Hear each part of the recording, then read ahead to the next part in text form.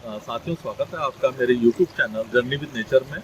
और आज की जर्नी में मैं उत्तराखंड का ही एक ब्लॉक है यमकेश्वर, और वहाँ की एक सिद्धपीठ माता है माँ विंध्यवासिनी। उनके दर्शन कराऊंगा, जो कि एक बहुत ही प्राकृतिक सौंदर्य से भरपूर छटा के बीच में स्थित एक मंदिर है। एक पहाड़ी पर एक मंदिर स्थित है। आज उसके दर्शन कराऊंगा। तो चलिए दोस्तों, शुरू करते हैं आज का ब्लॉग।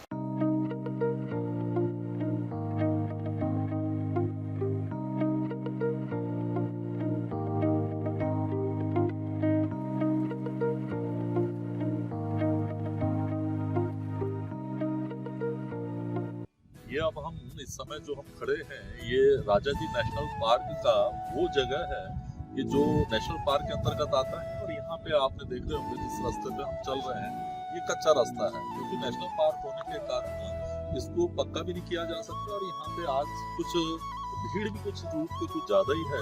और यहाँ से लगभग 2-2.5 किलोमीटर आगे माँ विंध्यवासिनी का मंदिर भी है। मैं आपको विंध्यवासिनी के मंदिर में भी ले चलूंगा, माँ के दर्शन कराऊंगा। नेशनल पार्क का एक जो नियम होता है, यहाँ से जितने सूखे पेड़ भी आपको दिख रहे थे, मैं दिखा रहा था अभी आपको, जो सूखे पेड़ हैं जो आपको दिख रहे हैं सारे, इनका एक दिन का भी हम यहाँ से तोड़ करके नहीं ले जा सकते हैं। इस तरह के कुछ प्रावधान है नेशनल पार्क में, इस तरह के कुछ नियम होते हैं। तो ठीक है दोस्तों, अब इसके बाद मैं आपको माँ विंध्यवासिनी के दर्शन कराता हूँ। तो चलते हैं। साथियों, माँ विंध्यवासिनी के दरबार में पहुंचने के लिए हमें ये पूरा रास्ता जो है ये नेशनल पार्क से होकर के गुजरता है। इसके लिए अगर आप ऋषिकेश में हैं तो आपको वाया बैराज होते हुए पहले गंगा भोगपुर आना पड़ेगा।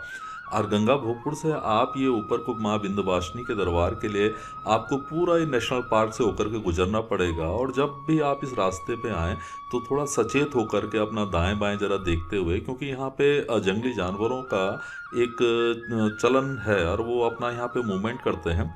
तो आप ज़रूर सचेत होकर के इस रास्ते पे चलें। बीच में आपको बहुत जगह पानी भी क्रॉस करना पड़ेगा, कई जगह क्योंकि नदी चल रही है, यहाँ पे पानी भी आपको क्रॉस करना पड़ेगा। और वैसे ये एक बहुत अच्छा ट्रैकिंग रूट भी है। बरसात के दिनों में तो ये रास्ता बंद रहता है, और बाकी आपको ये लगभग 8-9 महीने करीब ये आपको रास्ता खुला हुआ मिलेगा। उस समय ये रास्ता बंद हो जाता है बरसात के टाइम पे। अब ये हम पहुंच गए हैं बिल्कुल माँ विंध्यवासिनी के सामने ही। सामने आप देख रहे होंगे यहाँ पे 2 नदियों का संगम है। एक तो ताल नदी ऊपर से आ रही है और एक इधर से त्याड़ो नदी आ रही है। ये दोनों नदियाँ जब यहाँ पे मिलती हैं तो यहाँ से ये बीन नदी का स्वरूप बनता है, और ये बीन नदी तब जा कर के नीचे गंगा जी में जाके मिलती है। तो अब हम पहुँच चुके हैं बिल्कुल अपने विंध्यवासिनी के बिल्कुल जड़ पे ही। और यहाँ से अब मैं आपको इस सौंदर्य का, अद्भुत सौंदर्य के नज़ारों को दिखाते हुए अब मैं आपको विंध्यवासिनी के ऊपर दर्शन कराने के लिए ले चलूँगा।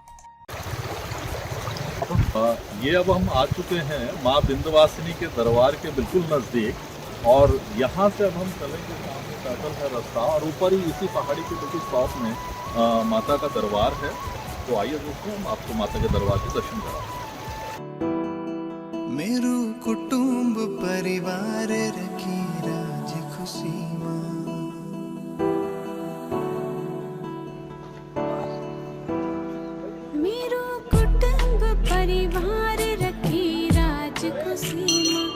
ऐसे तो खेले तो घर बार रखी राज खुशी माँ। आप हारणी हे भवानी, त्रास तारणी हे भवानी, दुख निवारणी हे भवानी, हे भवानी। ये लगभग 200 मीटर सीढ़ियाँ चढ़ने के बाद हम ये पहुँच चुके हैं माँ विंध्यवासिनी देवी मंदिर सिद्धपीठ ट्रस्ट के प्रांगण में ही। और ये परिसर के पहुँचते ही यहाँ पे एक ऐसी अनुभूति हुई है कि जैसे कि देवी के एक साक्षात अनुभूति यहाँ पे पहुँचते ही हुई है। अब मैं मंदिर के बिल्कुल अंदर आ चुका हूँ, और ये देवी के दर्शन, आप माँ विंध्यवासिनी के दर्शन यहाँ पे कर रहे होंगे। बहुत ही अलौकिक और बहुत ही सुंदर माँ का स्वरूप यहाँ पे देखने को मिलता है।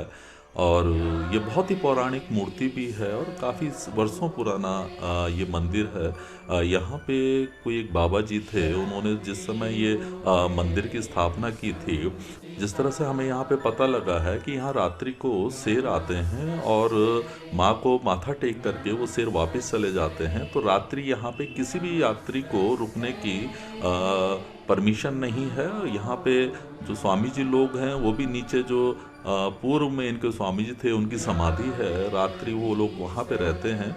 वो चारों ओर मैं उसको भी अभी आपको दिखाऊंगा। इन स्वामी जी से बात करने पे ये सारी चीज़ों का मुझे यहाँ पे पता लगा है कि क्या क्या यहाँ का स्वरूप है, कैसे कैसे यहाँ के ऐतिहासिक महत्व इसका क्या रहा है मंदिर का, वो मैंने इन सब से बातें करी। अब ये वो स्वामी जी की समाधि है जहाँ पे अखंड बभूत ये जल रही है, इसके दर्शन आप कर रहे हैं इस समय।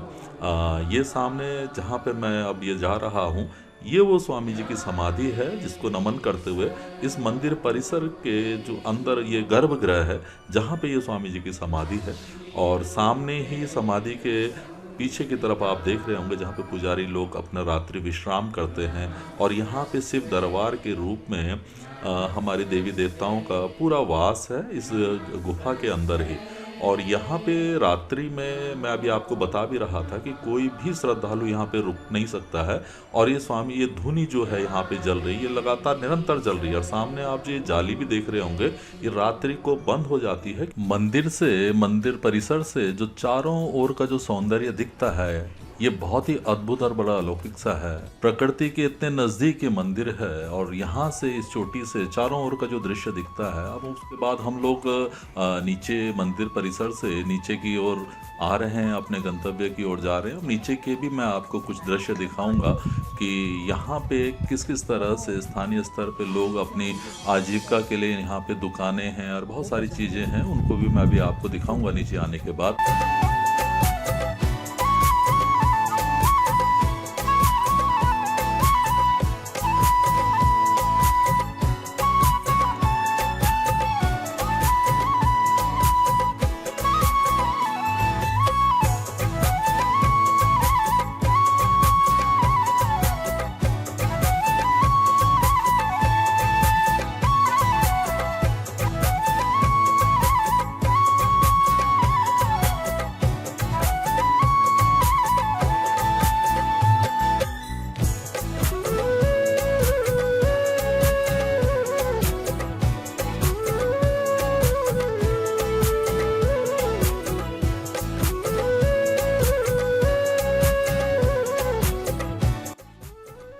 मंदिर में जब आप जाएं, यहाँ पे जब आएं, तो मंदिर के लिए यहाँ से नीचे से जहाँ पे आपको स्थानीय पे ये दुकानें दिख रही हैं, कुछ स्थानीय लोगों ने दुकानें खोल रखी हैं। यहाँ पे प्रसाद की दुकानें हैं, चाय की है, वहाँ पे हल्का फुल्का नाश्ता, मैगी इत्यादि भी यहाँ पे आपको मिल जाएंगे खाने के लिए।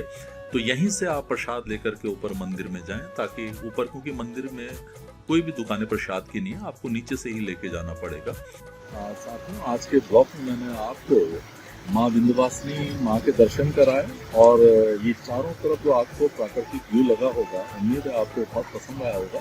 तो ठीक है दोस्तों, मिलते हैं बहुत जल्दी एक नई वीडियो के साथ।